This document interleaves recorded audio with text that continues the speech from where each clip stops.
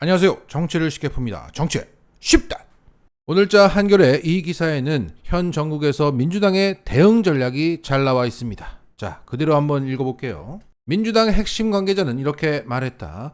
지난 5일 의총을 앞두고 민주당 전략기획위원회가 진행한 자체 여론조사에서 김건희 특검 찬성 여론이 60%를 넘겼다. 이처럼 국민적 지지와 지지층의 요구가 높은데 이를 마냥 방치할 수가 없다. 민주당은 특검법 입법까지 험로가 예상되지만 법안 발의 뒤 찬성 여론을 더 키워가는 방식으로 여권을 압박하겠다는 전략이다. 친문재인계 의원들 사이에서도 윤석열 정부의 사정의 칼날이 문재인 정부까지 겨냥할 수 있다는 위기의식이 흘러나오며 개파를 넘어 당 전체가 단일 대오로 결집하는 분위기다. 민주당은 특검 추진과 별개로 국정조사 요구도 유효하다고 밝혔다. 국정조사를 통해서 대통령 집무실 이전 문제와 대통령실 사적 채용 의혹을 짚고 특검을 통해서는 김 여사의 도이치모터스 주가 조작 및 허위 경력 기재 의혹 등을 밝혀내겠다는 것이다. 여기에 진성준 원내수석 부대표는 이렇게 말했다. 특검법과 국정조사를 통해 밝히고자 하는 의혹의 실체가 조금씩 다르기 때문에 특검은 특검대로 추진하고 국정조사도 추진할 것이다. 자, 오늘 김건희 특검법이 민주당 의원 전원의 명의로 발의가 될 예정입니다. 그만큼 지금 민주당은 하나로 뭉쳐 있다는 거예요.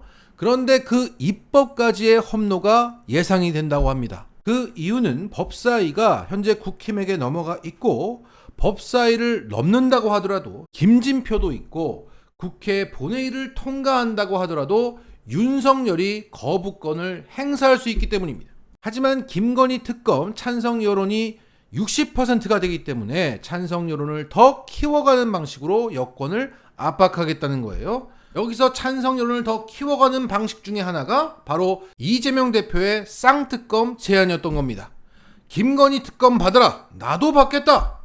이런 통 큰 제안은 분명 김건희 특검의 정당성을 더해주기 때문에 찬성 여론을 키우고 공고하게 만드는 효과가 분명 있습니다. 그러니까 지금은 여론전이기 때문에 이재명 대표가 그걸 던진 겁니다. 여기에 현 검찰 조사가 불공정하다고 생각한다는 국민 여론이 전체 64%라는 것도 큰 도움이 될 것입니다. 결국 여론의 힘을 키워서 윤석열더러 김건희를 내놓지 않으려면 이재명을 내버려둬라 라는 것을 관철시키고야 말겠다는 겁니다. 동시에 국정조사로 집무실 이전과 사적 채용 의혹을 짚겠다는 것이고 국민이 가장 싫어하는 그 인사 문제, 윤석열의 혈세 낭비 이것을 후벼 파겠다는 겁니다. 자, 우리가 거리로 나갈 때가 된 것 같습니다. 이미 많은 시민분들이 먼저 나가 계십니다. 그분들과 합류해서 이재명이 일할 수 있게 그를 놔둘 때까지 거리에서 김건희 특검을 외쳐야 할 것 같습니다. 태풍 흰남노가 남해안 지역에 큰 인명피해를 남기고 있는 가운데 홍준표의 윤석열 찬양글이 눈살을 찌푸리게 만들고 있습니다. 태풍이 우리나라를 완전히 벗어나지도 않은 시각 9월 6일 오전 10시에 홍준표는 이런 글을 올렸습니다. 정부가 앞장서서 견고한 태풍 대책을 세운 덕분에 일부 지역을 제외하고는 전국이 큰 사고 없이 초강력 태풍을 이기게 된 것은 참으로 다행입니다. 추석을 앞두고 마무리할 것은 다 정리하고 한가위를 가족과 함께 보내야겠네요. 올해도 늘 그렇듯이 서민 생활은 힘들지만 그래도 한가위만큼은 즐겁게 보내시기 바랍니다. 자, 홍준표가 이런 글을 올렸을 때 전국적으로 사망 또는 실종이 12명인 상태였습니다. 게다가 포항에서는 그 실종된 8명 중에 2명이 구조되고 6명이 심정지 상태에서 발견이 되었습니다. 그런데 홍준표는 윤석열을 찬양하고 큰 피해가 없었다고 평가하고 한가위 인사를 한가롭게 했던 겁니다. 대구시장이라는 사람이 자, 홍준표는 누구보다 먼저 딸랑거리고 싶었던 겁니다. 내가 가장 먼저 딸랑거릴 거야. 그래서 이런 글이 이렇게 빨리 올라온 겁니다. 뭘 그렇게 윤석열 덕을 보고 싶은 게 많으신지 저렇게 90도 인사하고 딸랑거리고 이러는지 모르겠습니다. 자, 사실상 홍준표는 대구시장이 마지막 종착지가 될 것 같습니다. 라스뉴스! 요즘 민주당 이탄희 의원에 대한 관심이 높습니다. 그가 큰 관심을 얻게 된 계기는 국회에서 한동훈 법무부 장관을 그가 속 시원하게 응징을 해줬기 때문입니다. 자, 현재 국민들은 윤석열 정권을 혼내주고 싶어 합니다. 여러 가지가 마음에 안 들지만 특히 이 정권의 권력 사유화가 가장 큰 문제라고 생각합니다. 그래서 지지율 조사를 할 때마다 그 부정평가의 이유 1위가 계속 인사인 것입니다. 지금 뽑은 인사들이 마음에 안 든다는 것이고, 무엇보다 내 사람을 쓰지 말고 널리 인재를 등용하라는 겁니다. 사사롭지 말고 공적 마인드 좀 가지라는 겁니다. 현재 윤석열이 쓰는 인사 중에 가장 공적 마인드가 떨어져 보이는 인물이 바로 한동훈입니다. 장관이 되었으면 국민의 장관이 되어야 합니다. 모든 국민을 염두에 두고 말하고 행동해야 합니다. 그런데 이건 내 편이 아니면 싸우려 들고 덤비고 이기려고 듭니다. 국민의 장관이 아니라 국힘의 장관인 겁니다. 공적 개념이 없습니다.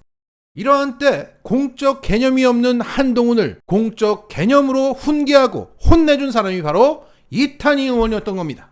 자, 과거 이탄희 의원은 민주당에 인재 영입이 되기 전에 양승태 사법농단 진실을 밝히려고 사표를 냈고, 여러 언론의 인터뷰와 제보를 하면서 참여연대로부터 올해의 의인상을 받았습니다. 자, 그러면 자연인 상태에서의 이탄희 의원의 당시 수상 소감을 들어보겠습니다.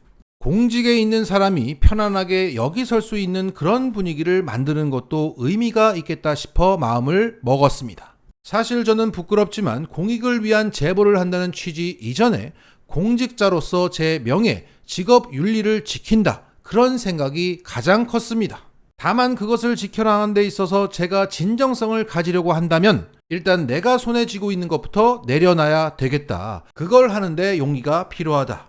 그 부분을 제가 실천하려고 노력을 했던 겁니다. 이 사건을 보면서 제가 느끼는 부분은 공직자의 진정한 명예가 무엇인가, 그것에 대해 충분히 성찰하지 못하고 고위직에 올라가서 큰 권한을 갖게 됐을 때 그때 어떤 상황이 벌어지는가, 그걸 우리가 지금 목격하고 있다고 생각합니다. 저는 중요하게 생각하는 게 공직자가 공적인 절차에서 공적인 문제에 대해서 거짓말하면 안 됩니다. 그런 부정직함에 대해서 수치스럽게 생각하는 그런 문화가 대한민국 공직사회에 꼭 자리 잡았으면 좋겠습니다. 특히 우리 젊은 공직자들이 그런 부정직함을 합리화하는 조직 논리를 학습하지 않았으면 좋겠습니다. 그런 사회가 꼭 됐으면 좋겠습니다. 마지막으로 전하고 싶은 말은 제가 사직서를 낼 때 유일하게 상의할 수 있었던 저의 아내 오지원 변호사에게 고맙다는 말을 전하고 싶습니다. 부인도 좋아요. 탐이 납니다. 자, 이렇게 이탄희 판사는 공직자의 본분에 충실했던 사람이고 공직자의 진정한 명예를 지키기 위해서 판사직을 내려놨던 것이고, 공직자의 부정직함을 수치스럽게 생각하는 그런 상식을, 그런 문화를 만들기 위해서 국회의원이 된 것입니다. 이렇게 공적 마인드가 탄탄하니까 공적 마인드가 부실한 한동훈이 맥을 못 추는 겁니다. 박살날 수밖에 없었다. 지금 윤석열 정권의 이 권력 사유와 이 사사로움을 4개월 남짓 경험을 하면서 대한민국은 공적 마인드에 대한 갈증이 어느 때보다 높습니다. 이러한 때 이 준비된 이탄희 의원, 공적 마인드가 탄탄한 이 공탄이가 주목을 받을 수밖에 없는 겁니다. 현재 우리 민주진영은 인물 기근 현상을 겪고 있습니다. 이러한 때 이탄희 의원의 이 부상은 매우 반갑고 의미 있다고 할 수 있습니다. 이탄희 의원은 자신이 생각하는 것 이상의 역할을 맡게 될 수 있다. 그런 가운데 한동훈은 그의 디딤돌에 불과하다. 마치겠습니다.